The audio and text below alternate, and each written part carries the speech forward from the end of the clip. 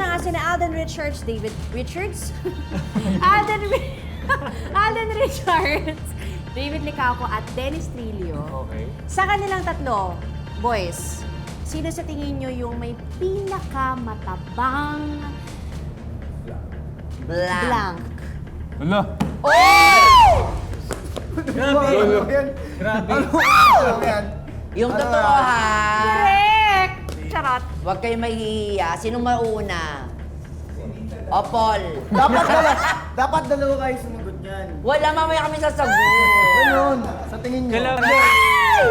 Kami sa tingin nyo, sino sa tingin nyo sa kanilang tatlo yung may pinakamatabang, ano? Straight to the point, feeling ko si Alden.